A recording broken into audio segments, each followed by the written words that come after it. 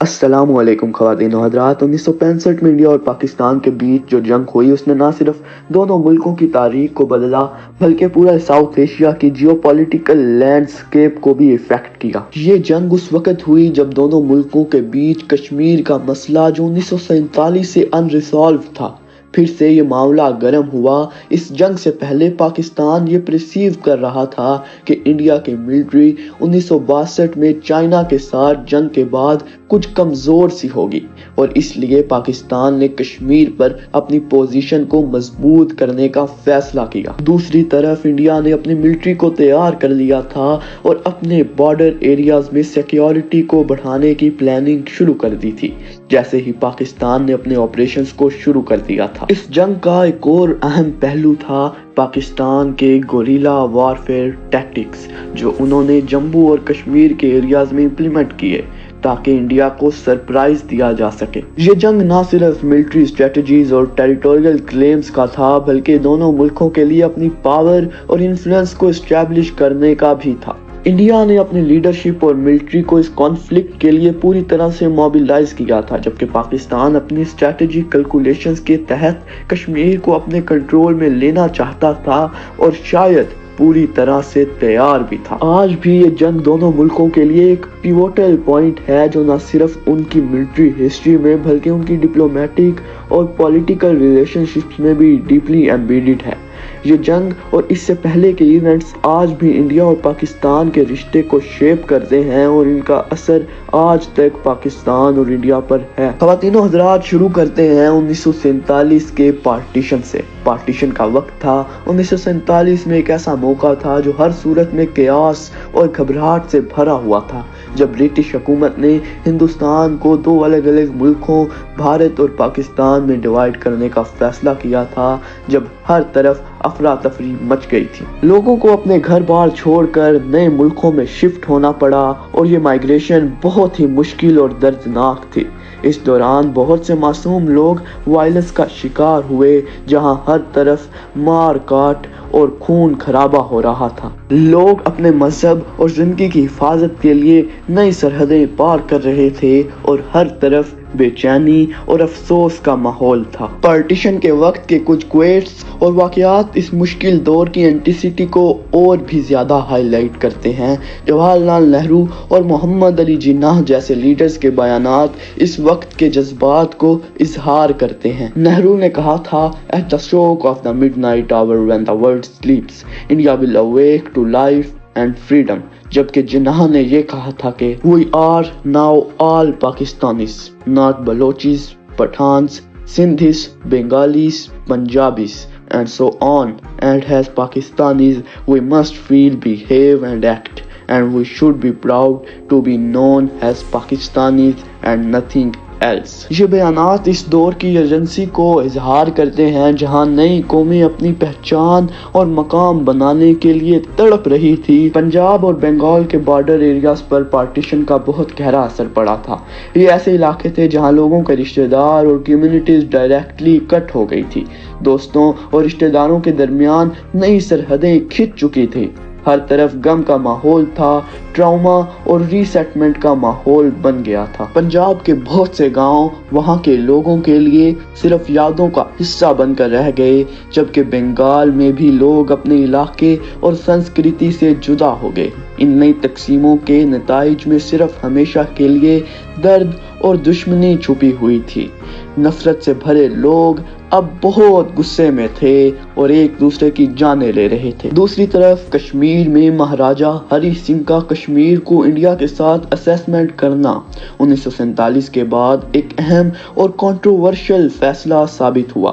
جب پارٹیشن کے بعد کشمیر کا علاقہ ایک انڈیسائیڈڈ ایریا تھا تو مہاراجہ نے پہلے اپنے آپشنز کھلے رکھے تھے۔ انڈیا اور پاکستان دونوں ہی کشمیر پر اپنے حق کا دعویٰ کر رہے تھے لیکن مہاراجہ کو فیصلہ کرنا تھا کہ وہ کس طرف جائیں گے۔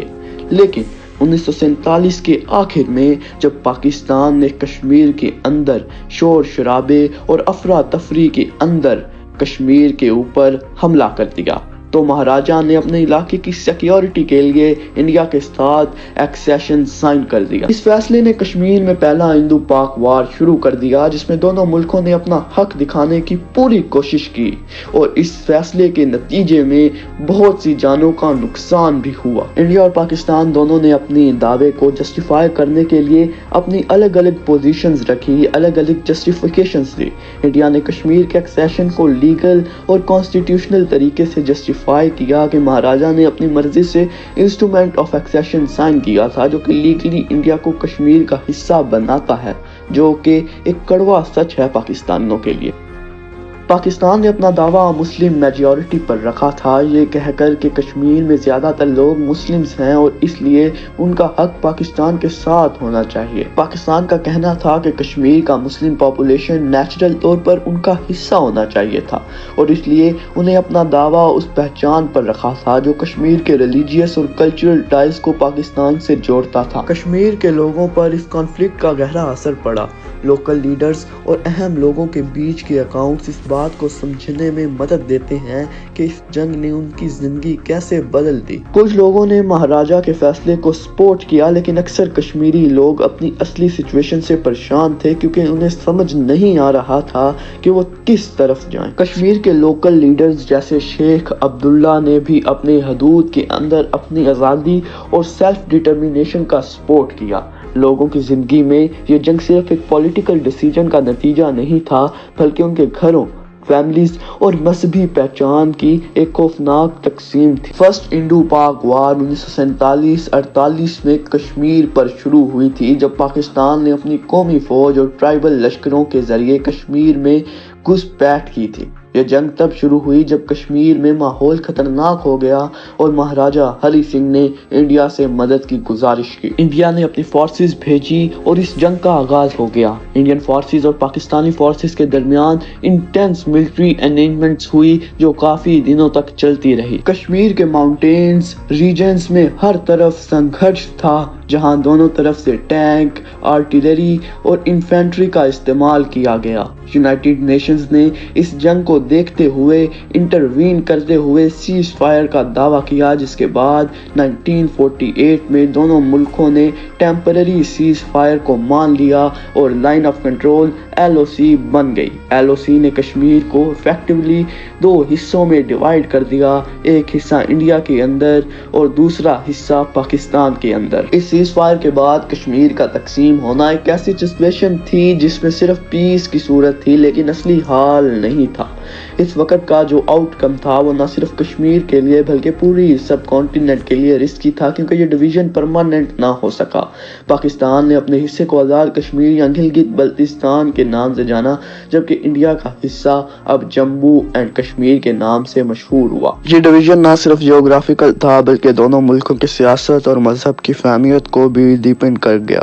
اس سیز فائر کے بعد کشمیر کے شہروں اور گھروں میں جینے والوں کی بے انتہا مشکلات کا سامنا کرنا پڑا۔ خواتین و حضرات، اس جنگ کے کانسیکوینسز بہت گہرے تھے۔ لائن آف کنٹرول کا اسٹیبلش ہونا، کشمیر کو پرماننٹ طور پر ڈیوائیڈ کر دیا گیا اور یہ ڈویژن ایسی طاقتور ٹینشن کا سبب بنا جو آج تک چل رہا ہے۔ اس کے بعد کشمیر میں متاثرین کے لیے پیس اور اسٹیبلٹی کا دور بہت مشکل ہو گیا، اور یہ سچویشن ہر وقت ایک نئے کانفلکٹ کو جنم دینے کی روانگی بن گئی۔ یہ ڈیوائیڈنگ لائن ایک سمبل بن گئی جو نہ صرف کشمیر میں رہی ہوئی آپسی دشمنیوں کو دکھاتی ہے بلکہ پاکستان اور بھارت کے درمیان ٹینشن کا بھی اظہار کرتی ہے۔ اس جنگ کے بعد سے کشمیر میں ہمیشہ کے لیے کانفلکٹس کی سیڈز روٹ کر گئی، جو آج تک دونوں ملکوں کے درمیان جنگ اور چھوٹے کنفلکٹس کا سبب بن گئی ہیں۔ خواتین و حضرات، کولڈ وار کا دور تھا۔ 1947 کے بعد دنیا کے لیے ایک نئی ٹائپ کی ٹینشنز اور کانفلکٹس کا وقت تھا۔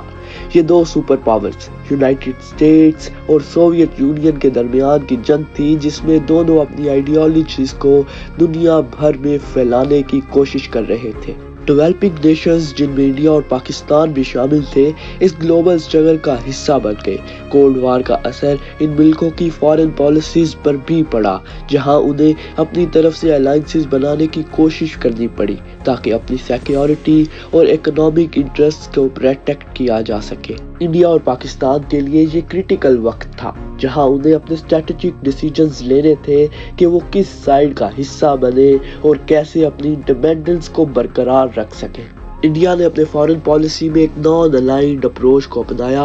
जवाहरलाल नेहरू, जो कि इंडिया के पहले पीएम थे, उन्होंने अपनी स्पीचेस में हमेशा ये कहा था कि इंडिया किसी भी सुपर पावर के ब्लॉक में नहीं शामिल होगा और अपनी आज़ादी को बरकरार रखेगा। नेहरू का ये भी मानना था कि डेवलपिंग नेशंस को अपनी ताकत को बढ़ाने के लिए अपनी पॉलिसीज को खुद डिसाइड करना चाहिए और उनको किसी भी बिग पावर के इन्फ्लुएंस से बचाना चाहिए अपने मुल्क को। ये स्ट्रेटजी उनको दोनों सुपर पावर्स के बीच में अपनी पोजीशन को बैलेंस करने में मदद देती थी और इंडिया को इकोनॉमिकल और डिप्लोमेटिक सपोर्ट मिलती थी जिसका उनको बहुत फायदा होता था। लेकिन दूसरी तरफ पाकिस्तान ने अपनी फॉरेन पॉलिसी में ऑपोजिट अप्रोच अपनाई, जहां उन्होंने अपनी सिक्योरिटी को बरकरार रखने के लिए वेस्टर्न पावर्स, खास तौर पर यूएस के साथ अपनी अलायंसेस को मजबूत किया। पाकिस्तान ने सियाटो, south east Asia treaty organise और सेंटो, सेंट्रल ट्रीटी ऑर्गेनाइज जैसे मिलिट्री अलायंसेस में शामिल होकर अपनी डिफेंस को बेहतर बनाया। इन अलायंसेस के थ्रू पाकिस्तान को इकोनॉमिक और मिलिट्री एड मिली जो उनकी सिक्योरिटी को स्ट्रेंथन करने में मददगार साबित हुई कुछ वक्त के लिए, खास तौर पे इंडिया के साथ अपने हमेशा के कॉन्फ्लिक्ट के हवाले से। पाकिस्तान का यह मानना था कि अगर वो वेस्टर्न पावर्स के साथ खड़ा रहेगा तो इंडिया के साथ अपने कॉन्फ्लिक्ट को हैंडल करने में उनको मदद मिलेगी, जो कि आज तक पाकिस्तान को नहीं मिली। पाकिस्तान और चाइना के दरमियान ताल्लुकात का आगाज 1962 के सिनो इंडियन वार के बाद से मजीद गहरा हो गया, जब इंडिया और चाइना के बीच 1962 में जंग हुई जो इंडिया बुरी तरह से हारा। पाकिस्तान ने चाइना के साथ अपने रिश्तों को मजबूत करना शुरू किया और ये स्ट्रेटेजिक पार्टनरशिप धीरे धीरे बढ़ती गई। 1962 में जब इंडिया को चाइना के साथ शिकस्त हुई, पाकिस्तान ने इस लम्हे को अपनी फॉरेन पॉलिसी में एक नई डायरेक्शन के साथ इस्तेमाल किया। पाकिस्तान ने चाइना को अपना स्ट्रेटेजिक एलाय समझा, जिसे वो अपने इंडिया के साथ दुश्मनाना ताल्लुकात के अगेंस्ट एक स्ट्रॉन्ग सपोर्ट के तौर पर देखता था। चाइना ने भी पाकिस्तान को अपनी सपोर्ट ऑफर की कुछ वक्त के लिए, खास तौर पर मिलिट्री और इकोनॉमिक मदद, जिससे पाकिस्तान को भी अपनी सिक्योरिटी और डिफेंस को स्ट्रेंथन करने में मदद मिली। ये कोऑपरेशन जो मिलिट्री, इकोनॉमिक और डिप्लोमेटिक डायमेंशंस में था, दोनों मुल्कों के लिए म्यूचुअली बेनिफिशियल साबित हुआ और एक स्ट्रेटेजिक अलायंस में तब्दील हो गया। कश्मीर का इलाका स्ट्रेटेजिक और सिंबॉलिक तौर पर दोनों मुल्कों इंडिया और पाकिस्तान के लिए बहुत ज़्यादा अहमियत रखता है। जियोपॉलिटिकली कश्मीर की लोकेशन उन दोनों के लिए क्रूशल है क्योंकि के मिलिट्री और इकोनॉमिक इंटरेस्ट के लिए एक स्ट्रेटेजिक पॉइंट है। कश्मीर के रिवर्स जैसे कि झेलम और चनाब पाकिस्तान के लिए बहुत अहमियत रखते हैं क्योंकि ये रिवर्स पाकिस्तान के एग्रीकल्चर सेक्टर को वाइटल पानी सप्लाई करते हैं। इंडिया के लिए कश्मीर का टेरेन भी बहुत इम्पोर्टेंट है, जहां उनके लिए ये एक डिफेंसिव पोजीशन का काम करता है जो उनको चाइना और पाकिस्तान के बीच एक नेचुरल बैरियर की तरह मदद देता है। रिलीजियस और आइडियोलॉजिकल सिग्निफिकेंस भी कश्मीर डिस्प्यूट में एक की रोल प्ले करती है। कश्मीर का मुस्लिम मेजॉरिटी होना जो इंडिया में एक सेकुलर स्टेट का हिस्सा है, पाकिस्तान के लिए कश्मीर एक नेचुरल एक्सटेंशन था क्योंकि उनका दावा था कि कश्मीर का मुस्लिम पॉपुलेशन उनका हिस्सा होना चाहिए, जैसे पाकिस्तान एक मुस्लिम मेजॉरिटी स्टेट है।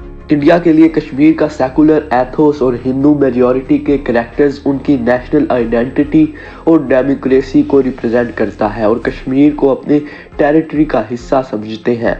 इंडिया ने ये क्लेम किया कि ये एक इंटीग्रल पार्ट है जो उनकी यूनिटी और डाइवर्सिटी को रिफ्लेक्ट करता है। कश्मीर के हवाले से इंडियन और पाकिस्तानी लीडर्स के अलग अलग पर्सपेक्टिव्स को समझना भी ज़रूरी है। लाल बहादुर शास्त्री जो इंडिया के पीएम थे, उन्होंने कश्मीर को अपने इंटीग्रल पार्ट के तौर पर देखते हुए उस पर पाकिस्तान के दावे को बिल्कुल रिजेक्ट कर दिया था। उन्होंने 1965 में पाकिस्तान के साथ जंग के दौरान ये पॉइंट क्लियरली एस्टेब्लिश किया कि कश्मीर का फ्यूचर इंडिया के अंडर ही होना चाहिए। दूसरी तरफ पाकिस्तान के president Ayub Khan the dictator ने अपनी लीडरशिप में कश्मीर को पाकिस्तान का हक समझना اور انہوں نے اس ایشو کو ہر پلیٹ فارم پر ریز کیا۔ ایوب خان کا کہنا تھا کہ کشمیر کا مسلم میجورٹی پاپولیشن نیچرلی پاکستان کے ساتھ جانا چاہیے۔ انہوں نے اپنے ملٹری اور ڈپلومیٹک اسٹریٹجیز کو اس گول کے آس پاس بلڈ کیا اور یہ بات بار بار ایمفیسائز کی کہ کشمیر کا فائنل سٹیٹس پاکستان کے حق میں ہے۔ ران آف کچھ جو کہ گجرات کے شہروں کے بیچ میں سچویٹڈ ہے، اسٹریٹجیکلی ایک بہت امپورٹنٹ ریجن تھا۔ یہ سالٹ مارشز اور ڈیسولیٹ لینڈ کا علاقہ ہے جہاں انڈیا اور پاکستان کے بیچ بارڈر کی لائن کلیئرلی ڈیفائنڈ نہیں تھی۔ اس علاقے کی اہمیت اس لیے تھی کیونکہ یہ انڈیا اور پاکستان کے بیچ سیکیورٹی کنسرنز کے لیے کریٹیکل پوائنٹ تھا۔ اس ریجن کا کنٹرول نہ صرف ملٹری پرپسز کے لیے بلکہ فیوچر کانفلکٹ کی پلاننگ اور پوزیشننگ کے لیے بھی امپورٹنٹ تھا۔ پاکستان نے ران آف کچھ میں انڈیا اور پاکستان کے درمیان چھوٹی موٹی جھپٹ ہوئی جو ہندو پاک وار 1965 کا سبب بنے۔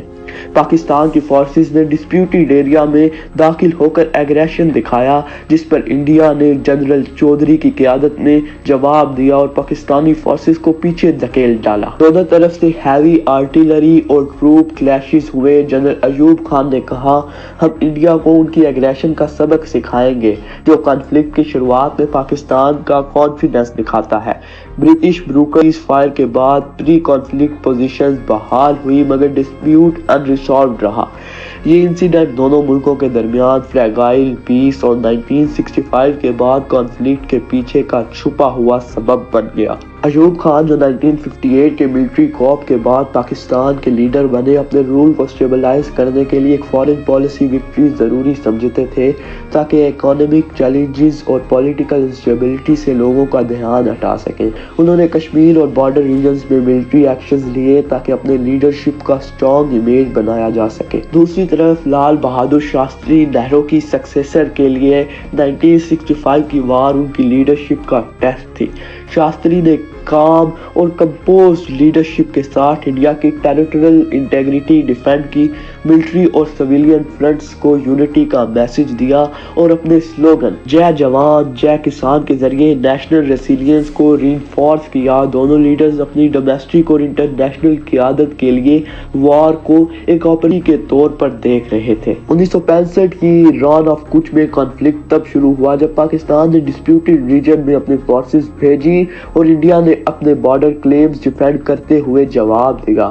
دونوں طرف سے ملٹری ایکسچینجز اور چھوٹی موٹی جھپٹ ہوئی جس میں انڈین فورسز نے اسٹریٹجک پوزیشنز کو ہولڈ کرتے ہوئے پاکستانی فورسز کو پیچھے دھکیلا۔ ایک انڈین سولجر نے کہا، یہ انڈورنس کا ٹیسٹ تھا، ظاہر کرنا اور پھر فورس کے ساتھ ریسپونڈ کرنا۔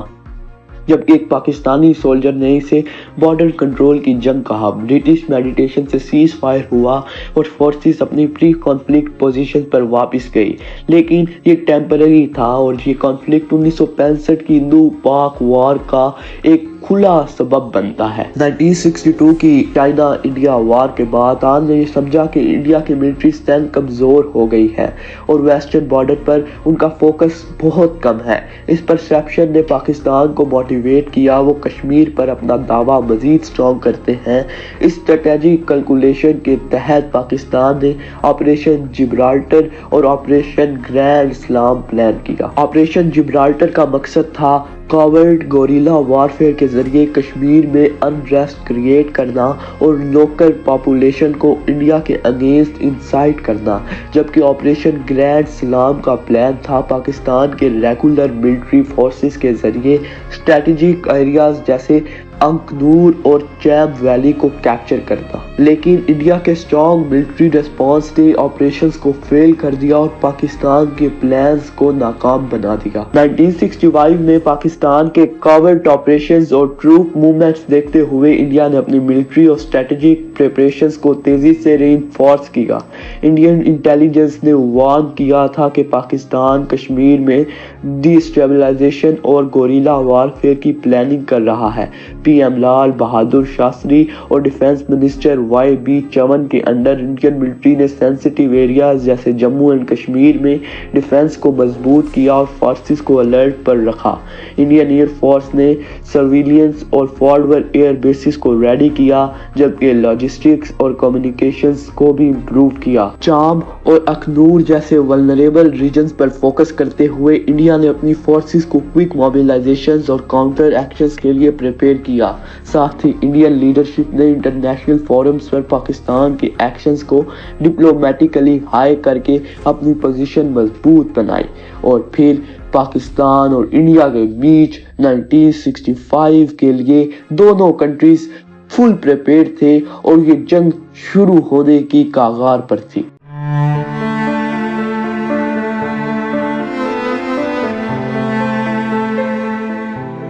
پاکستان کا آپریشن جبرالٹر اگست 1965 میں شروع ہوا، جس کا مقصد کوورٹ فورسز کے ذریعے کشمیر میں گھس کر وہاں ریبیلین کو بھڑکانا تھا۔ اس پلان کے مطابق پاکستانی سولجرز نے کشمیری عوام کے ساتھ مل کر انڈیا کے خلاف ایک میسو اپرائزنگ کریٹ کرنی تھی۔ یہاں پہ انفلٹریشنز مجاہدین کے روپ دیے گئے تاکہ وہ انڈیا میں جا کر کشمیری عوام کو بھڑکا سکیں، لیکن یہ آپریشنز کامیابی سے دور رہے۔ انفلٹریشن کا پلان پورلی ایکسیکیوٹ ہوا اور انٹیلیجنس کے مسائل نے سچویشن اور بڑھا دی۔ لوکل کشمیری عوام نے بھی ساتھ زیادہ نہیں دیا، جو پاکستانی ہوپس کے لیے ایک بڑا سیٹ بیک تھا۔ اس وقت انڈیا کی ایجنسیز اور ملٹری کو بھی انفلٹریشن کا پتہ چل گیا، جنہوں نے فٹافٹ ایکشن لیا اور ان پلانز کو کاؤنٹر کرنے کا پلان بنانا شروع کر دیا۔ آپریشن جبرالٹر کا فیلئر پاکستان کے لیے ایک بڑی لرننگ تھی۔ یہ ریئلائز ہوا کہ کوورٹ میشنز تبھی افیکٹو ہو سکتے ہیں جب گراؤنڈ ریالٹیز اور لوکل سپورٹ سٹرونگ ہو۔ انڈین فورسز نے نہ صرف انفلٹریشن کو روکا بلکہ ریٹیلیٹری سٹیپس لینے کی تیاری بھی شروع کی، جو آگے چل کر ایک بڑے کانفلکٹ کا سبب بنا۔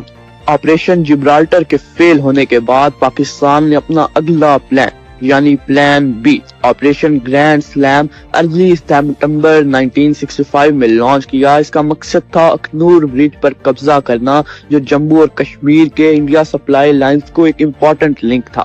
یہ برج توڑنے سے انڈین آرمی کی ری انفورسمنٹ اور سپلائیز کٹ ہو جاتی۔ آپریشن گرینڈ سلیم میں پاکستانی فورسز نے زیادہ ایگریشن اور ریسورسز لگائے۔ سٹارٹ میں یہ آپریشن کافی سکسیسفل لگ رہا تھا، لیکن پاکستانی ٹینکس اور آرٹلری نے چیمپ سیکٹر میں انڈین ڈیفنسز کو بریچ کر دیا، لیکن انڈین لیڈرشپ نے اپنی پوری جان لگا دی۔ لیڈرشپ چینجز اور کوارڈینیشن ایشوز کی وجہ سے آپریشن کا ٹیمپو لوز ہو گیا، جو انڈیا کے کاؤنٹر اٹیکس کے لیے ایک اچھا موقع بن گیا۔ بھارتی فوج نے کوئکلی ریئیکٹ کیا، اپنی فورسز کو کنسالیڈیٹ کیا اور پاکستان کے آگے بڑھنے والے پلانز کو بلاک کر دیا۔ اخنور برج کے لاس پاکستان کے لیے ایک اسٹریٹجک سیٹ بیک تھا، جو آپریشن گرینڈ سلام کی پوری پلاننگ کے اگینسٹ گیا۔ یہ فیلئر اس بات کی مثال ہے کہ وار میں صرف ایگریشن نہیں، ٹائمنگ اور لیڈرشپ بھی کروشل ہوتی ہے۔ آپریشن جبرالٹر اور گرینڈ سلام کے بعد بھارت نے ریپڈلی کاؤنٹر میجرز لینا شروع کیا۔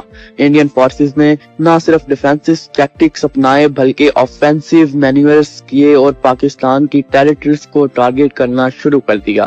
دی ایسکیلیشن دونوں ملکوں کے درمیان فل اسکیل وار کا سبب بنا۔ خواتین و حضرات، اس وقت جو جنگ کشمیر کے اندر لڑی جا رہی تھی، وہ جنگ شفٹ ہو جاتی ہے ویسٹرن بارڈرز پر۔ پاکستان اور انڈیا دونوں ایک دوسرے کی زمین چھیننے پر تل جاتے ہیں۔ خواتین و حضرات، انڈین آرمی نے چامب، تیواتل اور حاجی پیر کے ایریاز میں ریٹیلیشن کیا اور کافی ٹیریٹریز ریکیپچر کر لی جو پہلے پاکستان کے پاس تھی۔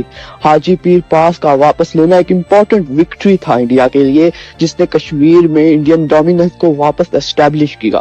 یہ اسٹریٹجک موو صرف گراؤنڈ پر نہیں بلکہ ایئر فورس کے ذریعے بھی لڑے گئے۔ دوستوں، وار کی اس فیز میں دونوں ملکوں کے ریسورسز اور مورل کو بہت بڑا رول تھا۔ انڈیا کے سوئفٹ رسپانس اور ریکیپچرنگ ٹیکٹکس نے پاکستان کے اسٹریٹجک گولز کو فیل کر دیا، لیکن اس کا اثر صرف بیٹل فیلڈ پر ہی نہیں تھا بلکہ ڈپلومیٹک اور پولیٹیکل فرنٹس پر بھی دیکھا گیا۔ लेकिन इंडियन फोर्सेस भारतीय फौज ने भी ज्यादा देर तक डिफेंसिव स्टांस नहीं रखा। रीइंफोर्समेंट और सुपीरियर प्लानिंग के जरिए इंडिया ने चैम्प के आसपास की जगह को सिक्योर करना शुरू कर दिया था। ये बैटल दोनों साइड्स के लिए काफी कॉस्टली रही क्योंकि टैंक्स और सोल्जर्स का बहुत बड़ा लॉस हुआ दोनों मुल्कों के लिए। ख़वातीन हज़रात, चैम्प सेक्टर में पाकिस्तान को इंटियाल एडवांटेज जरूर मिला, लेकिन लीडरशिप और कोऑर्डिनेशन इश्यूज ने मोमेंटम को लूज कर दिया। इंडिया ने इस एडवांटेज का फायदा उठाया और ये बैटल आगे चलकर वॉर का ओवरऑल आउटकम पर इन्फ्लुएंस डालेगी। और यही वो मौका था जब 1965 की पाकिस्तान और भारत की जंग ऑफिशियली शुरू हुई थी। लेकिन एक बहुत बड़ा सवाल है ख़वातीन हज़रात कि इस जंग का इम्पैक्ट दोनों मुल्कों पर कैसे हुआ। ऑपरेशन जिब्राल्टर और ग्रैंड सलाम दोनों ही कवर्ट और आवर्ट वारफेयर के बेहतरीन एग्जाम्पल्स हैं, लेकिन ये दोनों ऑपरेशंस फेलियर में तब्दील हो गए थे। पाकिस्तान ने अपने स्ट्रेटेजिक गोल्स अचीव नहीं किए, जबकि इंडिया की फोर्सेस ने उनकी प्लान्स को डिस्टर्ब करते हुए अपनी टेरिटरीज को सिक्योर कर लिया था। तीनों हज़रात, इस जंग ने दोनों मुल्कों की आवाम पर काफी गहरा असर डाला था। पाकिस्तान में जिब्राल्टर और ग्रैंड सलाम की शुरुआती सक्सेस ने एक्साइटमेंट बढ़ा दी थी पाकिस्तानी आवाम की, लेकिन इवेंचुअली फेलियर्स और टेरिटरी लॉसेस ने डिसअपॉइंटमेंट क्रिएट की।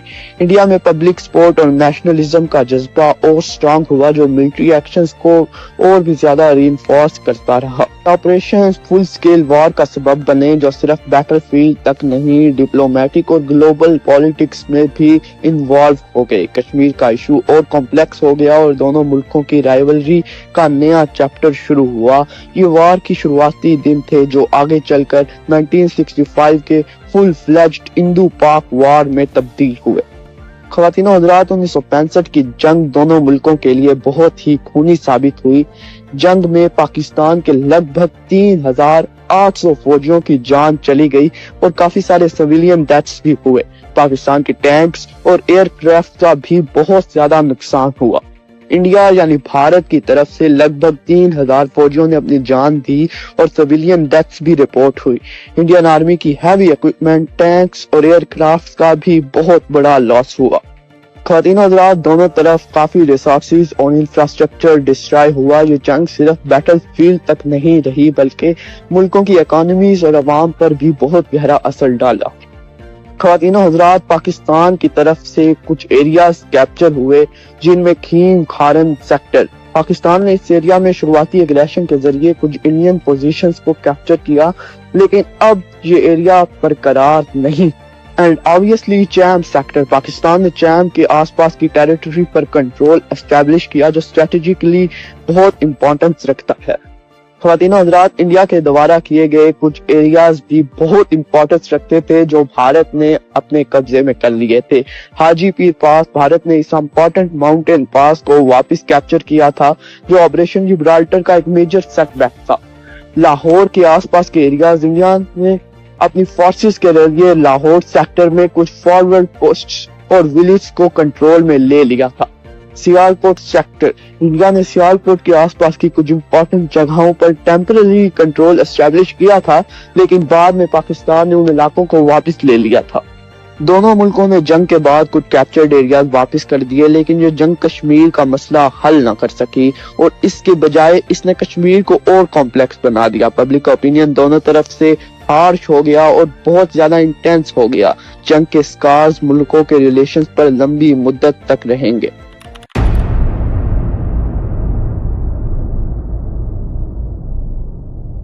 ख़वातीनो हज़रात, 1965 की जंग के दौरान भारत ने एक मेजर डिसीजन लिया जो जंग का रुख बदलने का सबब बना। 6 सितंबर 1965 को इंडियन फोर्सेस ने पंजाब सेक्टर में इंटरनेशनल बॉर्डर क्रॉस कर लिया, जो ऑफिशियली वॉर का एस्केलेशन था। इस एक्शन का मकसद पाकिस्तान के ऑफेंसिव को डिसरप्ट करना और डिफेंसिव पोजीशन को एग्रेसिव स्ट्रेटजी में तब्दील करना था। इंडियन आर्मी ने लाहौर सेक्टर में रैपिड एडवांस किया, जो पाकिस्तान के लिए एक अनएक्सपेक्टेड मूव था। بھارت کا پلان تھا کہ ان کے آفینسو کے ذریعے پاکستان کی فورسز کو ڈسپریس کیا جائے اور لاہور کے آس پاس کی اسٹریٹجک لوکیشنز کو کیپچر کیا جائے۔ انڈین فورسز واگا بارڈر روٹ پر آگے بڑھنے لگی، لیکن یہ پروگریس کم ہوتی گئی جب پاکستانی سولجرز نے کاؤنٹر اٹیکس شروع کیے۔ خواتین و حضرات، پاکستان کے لیے یہ ایک شاکنگ ڈیولپمنٹ تھی کیونکہ ان کا فوکس کشمیر کے آفینسو بارڈر پر تھا۔ اس بارڈر کراسنگ نے جنگ کو کشمیر کے میدان سے ہٹا کر پنجاب اور سندھ کے پلین ریجنز تک لے آئے۔ انڈین آرمی نے اس ایکشن کے ذریعے وار کو ایک نئی اسٹریٹجک لیول پر لے جا کر پاکستان کے انفراسٹرکچر اور لاجسٹکس چینز کو ٹارگٹ کرنا شروع کر دیا تھا۔ اصل اتر کے میدان میں 8 اور 10 ستمبر 1965 کے درمیان ایک ڈسیسیو بیٹل گراؤنڈ بنا۔ یہ بیٹل فیروز پور کھیم کھران سیکٹر میں ہوئی، جو انڈین آرمی کے لیے ایک ڈیفینسو اسٹرانگ ہولڈ تھا۔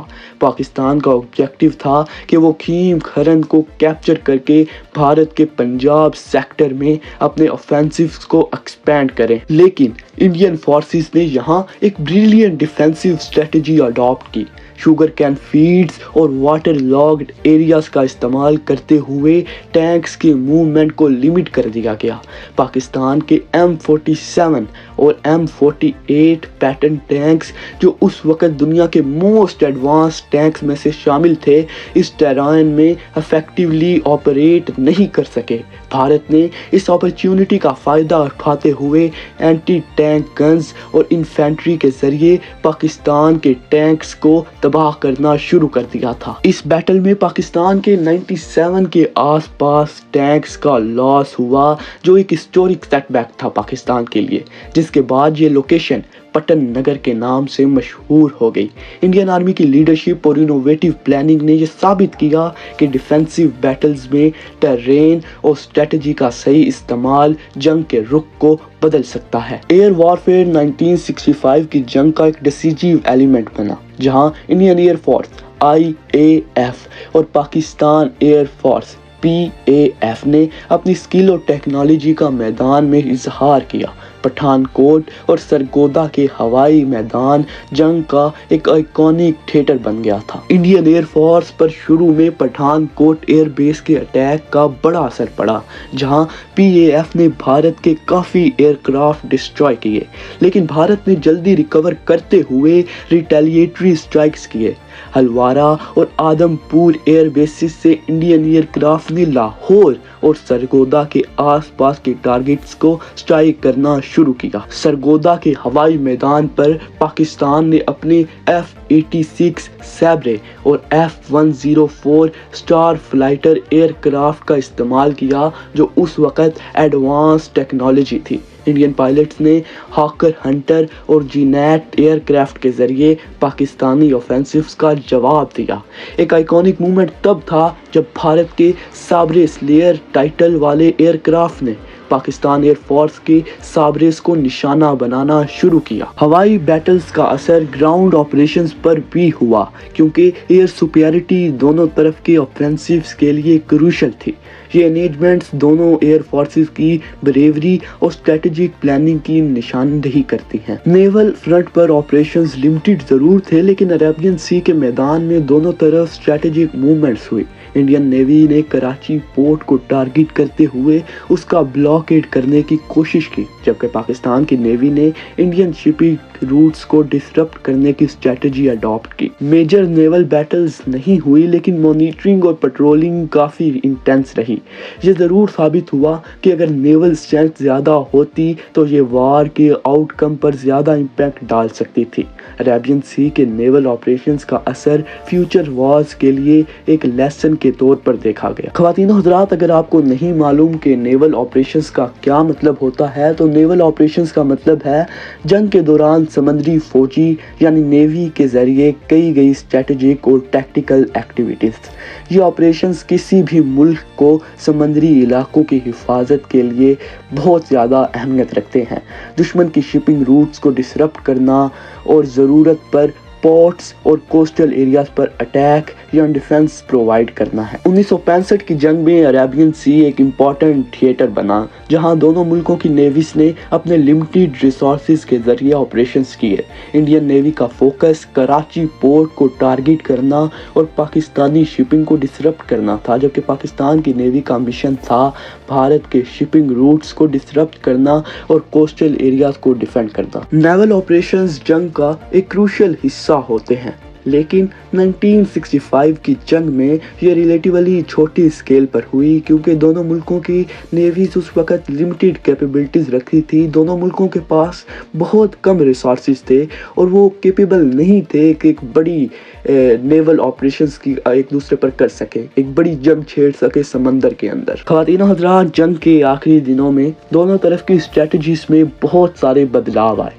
پاکستان اپنے آفینسیوز کو سسٹین نہیں رکھ سکا اور ڈیفینسیو پوزیشن لینے پر مجبور ہو گیا۔ دوسری طرف بھارت نے اگریسو آفینسیوز کنٹینیو رکھے، لیکن لاجسٹکس اور ٹیرین کے چیلنجز ان کے لیے بھی بہت ساری مشکلات لے کر آئے، اس لیے بھارت کو بھی رکنا پڑا۔ دوسری طرف خواتین و حضرات، انڈیا کے لگ بھگ 3000 سولجرز شہید ہوئے اور 500 ٹینکس کا لاس ہوا۔ انڈین ایئر فورس کے بھی کافی ایئر کرافٹ ڈاؤن کیے گئے، لیکن ان کا ایگزیکٹ نمبر آج ہمارے پاس موجود نہیں ہے۔ خواتین و حضرات، پاکستان کے لگ بھگ 3800 سولجر شہید ہوئے اور 450 ٹینکس ڈسٹرائے ہو گئے یا انڈیا نے ان کو کیپچر کر لیا۔ ایئر فورس کے بھی کافی سارے ایئر کرافٹ ڈاؤن ہوئے، لیکن پاکستان کے کتنے ایئر کرافٹ غائب ہوئے اس کا بھی ایگزیکٹ نمبر آج ہمارے پاس موجود نہیں ہے۔ خواتین و حضرات، اگر انسانی جانوں کے معاملے میں دیکھا جائے تو انڈیا یہ جنگ جیت جاتا ہے کیونکہ ان کے سولجرز صرف 3000 شہید ہوئے، جبکہ پاکستان کے 3800 سولجرز شہید ہوئے۔ لیکن دوسری طرف اگر ٹینکس کے معاملے میں دیکھا جائے تو پاکستان یہ ٹینکس کے معاملے میں جیت جاتا ہے کیونکہ پاکستان کے 450 ٹینکس ڈسٹرائے ہوئے یا کیپچر ہوئے، دوسری طرف انڈیا کے 500 ٹینکس کا لاس ہوا۔ جنگ کا اثر صرف بیٹل فیلڈ پر نہیں، دونوں ملکوں کی عوام اور اکانومیز پر بھی رہا۔ ملٹری مورال کو سسٹین کرنا دونوں کے لیے مشکل ثابت ہوا اور جنگ کا کوئی ڈیسیجیو رزلٹ نہیں نکل سکا۔ خواتین و حضرات، 1965 کی جنگ اب انٹرنیشنل پریشر کے دباؤ میں آ رہی تھی۔ دنیا کے مختلف ملکوں کا ریئیکٹ زبردست تھا۔ UN، United States, Soviet union اور چائنا نے جلدی سے اس کانفلکٹ پر اپنی نظریں ڈالی۔ یونائٹڈ نیشنز نے دونوں ملکوں کو امن کا پیغام دیا اور سیز فائر کی ضرورت پر زور دیا۔ امریکہ کا فوکس تھا کہ یہ جھگڑا کولڈ وار کے اثرات نہ بڑھا دے۔ وہیں سوویت یونین نے نیوٹرل پوزیشن لینے کی کوشش کی، مگر انڈیا اور پاکستان کے ساتھ اپنی ریلیشن شپس کو مد نظر رکھتے ہوئے یہ فیصلہ کیا۔ چائنا نے پاکستان کی طرف سپورٹ تو دکھائی، لیکن خود خدائی سے بچ کر تاکہ اپنے انٹرسٹ کو سیف گارڈ کر سکے۔ انٹرنیشنل میڈیا بھی اس ایشو پر ایکٹیو ہو گئی۔ ہر طرف سے آوازیں اٹھ رہی تھی کہ دونوں ملک اپنی آرمیز کو پیچھے لے جائیں اور بات چیت کے ذریعے یہ مسئلہ حل کریں۔ ویسٹرن پاورز کی یہ بھی کوشش تھی کہ یہ مسئلہ ریجنل کانفلکٹ تک سیمت رہے اور کسی گلوبل ایشو میں تبدیل نہ ہو۔ یہ پریشر دونوں طرف کی گورنمنٹس کو سوچنے پر مجبور کر رہا تھا کہ کسی ڈپلومیٹک سولوشن کی طرف دیکھیں۔ انٹرنیشنل پریشر کی وجہ سے دونوں ملکوں کو اپنے سٹانس تھوڑا سافٹ کرنا پڑا۔ سیز فائر کی کالز بڑھ رہی تھی اور دونوں ممالک کو سمجھ آ رہی تھی کہ یہ مسئلہ صرف وار سے سالو نہیں ہو سکتا۔ یونائٹڈ نیشنز کا رول اس کانفلکٹ میں سینٹرل رہا۔ کشمیر ایشو پہ پہلے بھی UN کی انوالومنٹ رہی تھی، مگر دونوں ملکوں کے آپس کے مسائل اور ڈسٹرسٹ نے ریزولوشن کو بنایا۔ اس بار بھی UN نے جلدی سے اپنی پیس کیپنگ ایفرٹس کو شروع کیا۔ ان کا پہلا فوکس تھا کہ وار کو ختم کیا جائے اور سویلین زندگیاں بچائی جا سکیں۔ سیکیورٹی کونسل کے تھرو یونائٹڈ نیشنز نے ریزولوشن پاس کرانے کی پوری کوشش کی، جس میں سیز فائر کی اپیل بھی شامل تھی۔ ہر طرف سے پریشر تھا کہ دونوں ممالک ڈائیلاگز اور بات چیت میں شامل ہو جائیں، مگر یہ آسان کام نہیں تھا کیونکہ انڈیا اور پاکستان اپنے اپنی پوزیشنز پر مستقل تھے۔ انڈیا کا کہنا تھا کہ یہ ان کا انٹرنل مسئلہ ہے، جبکہ پاکستان اس کو ایک گلوبل ایشو بنا رہا تھا۔ یونائٹڈ نیشنز کی طرف سے پیس کیپنگ فورسز کے ذریعے مانیٹرنگ کا پلان بھی ڈسکس ہوا، لیکن گراؤنڈ ریالٹیز اور پولیٹیکل کمپلیکسٹیز کی وجہ سے ان کی امپلیمنٹیشن میں چیلنجز تھے۔ دونوں سائٹس کی گورنمنٹس کو یو این پر پورا بھروسہ نہیں تھا، لیکن انٹرنیشنل ڈپلومیسی کے لیے یو این کا رول بہت ضروری تھا۔ یونائٹڈ نیشن کی کوششوں کا ایک اور فوکس تھا انسانی کرائسس کو ہینڈل کرنا۔ وار کے اثرات سے جو لوگ ڈسپلیسڈ ہوئے ان کے لیے ریلیف ایفرٹس آرگنائز کرنا بھی ایک بڑا کام تھا۔ اس طرح یونائٹڈ نیشنز نے ایک نیوٹرل میڈیٹر کے رول نبھایا، مگر سکسیس ابھی بھی بہت دور تھی۔ خواتین و حضرات، جیسے کہ آپ جانتے ہیں کہ یہ زمانہ کولڈ وار کا تھا اور اس وار کے ڈیسیجن اس کا اثر بہت زیادہ تھا۔ یو ایس اور سوویت یونین آپس میں ایک دوسرے کے اگینسٹ پوزیشنز میں تھے، لیکن اس کانفلکٹ میں دونوں کا اپروچ کیئرفل تھا، کیونکہ دونوں ملکوں کا یہ انٹرسٹ تھا کہ یہ جھگڑا کسی بڑی لڑائی میں نہ بدلے، کیونکہ اگر یہ کسی بڑی لڑائی میں بدلے گا تو ان کا ہی نقصان ہوگا۔ یو ایس نے پاکستان کو سپورٹ کیا، لیکن خود ڈائریکٹلی انوالو ہونے سے بچا، جیسے وہ کورین وار اور ویتنام وار میں انوالو ہوا تھا۔ اس کی وجہ یہ تھی کہ امریکہ کا انٹرسٹ تھا کہ ساؤتھ ایشیا میں سوویت انفلوئنس کم ہو، وہیں سوویت یونین نے انڈیا کے ساتھ اپنی فرینڈلی ٹائز مینٹین کرتے ہوئے ایک نیوٹرل پالیسی اپنائی۔ یہ بیلنس دونوں سپر پاورز کے لیے ضروری تھا تاکہ کولڈ وار کا ایکویلیبریم نہ بگڑے۔ چائنا، جو کولڈ وار کا ایک اور اسٹرانگ پلیئر تھا، پاکستان کے ساتھ کلوز تو ضرور تھا، لیکن اپنے ریجنل انٹرسٹ کے لیے بھی بہت زیادہ کیئرفل تھا۔ اس کا فوکس تھا کہ یہ کانفلکٹ اس کے بارڈرز تک نہ پہنچے اور ان کی اکانومی پر کوئی برا اثر نہ ڈالے۔ انہی ریزنز کی وجہ سے چائنا نے اپنے ریئیکشن لیمیٹڈ رکھے۔ کولڈ وار کی ڈائنامکس کی وجہ سے انڈیا اور پاکستان اپنے انٹرنیشنل سپورٹرز کو لیوریج کرنے کی کوشش ضرور کر رہا تھا، مگر دونوں سپر پاورز یونائٹڈ اسٹیٹس اور سوویت یونین نے یہ انشور کیا کہ ان کی انوالومنٹ کانفلکٹ کو اور زیادہ نہ بڑھائے۔ یہ ایک ڈیلیکیٹ مومنٹ تھا جو گلوبل بیلنس کو ڈسرپٹ کر سکتا تھا اور ورلڈ وار 3 کو سٹارٹ بھی کر سکتا تھا۔ خواتین و حضرات، انڈیا نے وار کے وقت اپنے ڈپلومیٹک چینلز کو مضبوطی سے یوز کیا۔ ان کا فوکس تھا دنیا کو یہ بتانا کہ یہ جنگ ان کی ٹیریٹوریل انٹیگریٹی کو ڈیفینڈ کرنے کے لیے ہے۔ انڈین لیڈرز نے یونائٹڈ اسٹیٹس اور سوویت یونین کے ساتھ اپنے ٹائز کو اور زیادہ اسٹرانگ کرنے کی کوشش کی تاکہ انٹرنیشنل پریشر پاکستان پر بڑھایا جا سکے۔ انڈین ڈپلومیٹس نے الگ الگ کنٹریز میں جا کے اپنے سٹانس کو کلیریفائی کیا۔ انہوں نے یہ پوائنٹ اٹھایا کہ پاکستان نے پہلے اٹیک کیا، جو کہ سچ بھی تھا، اور انڈیا صرف اپنی سیکیورٹی کے لیے ریٹیلیٹ کر رہا ہے۔ یہ نیریٹیو دنیا میں کافی سپورٹ لے رہا تھا، اسپیشلی ویسٹرن پاورز کے اندر، لیکن ایک بہت بڑا سوال تھا، اگر وہ ڈیفینڈ کر رہے تھے تو انہوں نے ویسٹرن بارڈرز کو کراس کیوں کیا تھا اور لاہور اور سیالکوٹ کی ٹیریٹریز کے اندر جا کر جنگ کیوں کی تھی۔ ساتھ ہی ساتھ انڈیا نے یونائٹڈ نیشنز کو بھی یہ سمجھانے کی کوشش کی کہ کشمیر کا مسئلہ ان کا انٹرنل میٹر ہے۔ یو این کے ریزولوشنز پر انڈیا کا سٹانس تھا کہ وہ اس کو ایک بائی لیٹرل ایشو کے طور پر دیکھتے ہیں اور کسی تھرڈ پارٹی انٹرونشن کو خلاف ورزی کرتے ہیں۔ یہ پوزیشن انڈیا کے ڈپلومیٹک اسٹریٹجی کا سینٹرل پوائنٹ تھا۔ انٹرنیشنل لیول پر انڈیا کی اپروچ کافی اگریسو تھی، جبکہ پاکستان کی بہت زیادہ ڈیفینسو۔ یہ کوشش تھی کہ دنیا کو اپنے فیور میں رکھا جائے اور پاکستان کو ڈپلومیٹک آئسولیشن کی طرف دھکیلا جائے۔ یہ ایک کریٹیکل مومنٹ تھا جو فیوچر کی نیگوسیشنز کے لیے راستہ بنا رہا تھا۔ خواتین و حضرات، سیز فائر کا فیصلہ ایک بڑی ٹینشن کے بعد ہوا اور اس کا رزلٹ تاشکینٹ ایگریمنٹ کے طور پر نکلا، جو جنوری 1966 میں سائن کیا گیا۔ سوویت یونین نے اس ایگریمنٹ کے لیے مینڈیٹری رول پلے کیا اور دونوں طرف کے لیڈرز کو ایک ٹیبل پر بٹھایا تاشکent میں Indian P M Lal Bahadur Shastri اور پاکستان پریزیڈنٹ ڈکٹیٹر ایوب خان نے فائنلی ایک سمجھوتا کیا جس میں دونوں ملکوں نے اپنی فورسز کو وار سے پہلے کی پوزیشنز پر واپس لے جانا ایکسپٹ کیا۔ ایگریمنٹ کے ٹرمز میں سب سے امپورٹنٹ بات تھی اسٹیٹس کوو کو مینٹین کرنا، یعنی دونوں ملکوں نے اپنی باؤنڈریز کو ویسے ہی ایکسپٹ کیا جیسے وار سے پہلے وہ تھی۔ کوئی نئے ٹیرل کلیمز نہیں ہوئے اور یہ بات کسی بھی سائیڈ کے لیے ایک بڑی ملٹری یا پولیٹیکل وکٹری نہیں بنی۔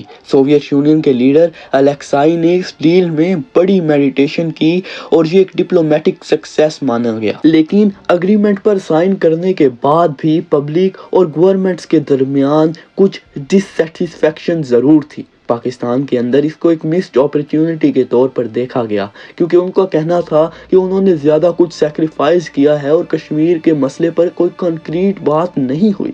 وہیں انڈیا میں لوگوں کو لگتا تھا کہ یہ وکٹری کا پورا رزلٹ نہیں ملا۔ اس اگریمنٹ کے بعد ایک شاکنگ ایونٹ یہ ہوا کہ پی ایم لال بہادر شاستری کی وفات تاشکent میں ہی ہو گئی۔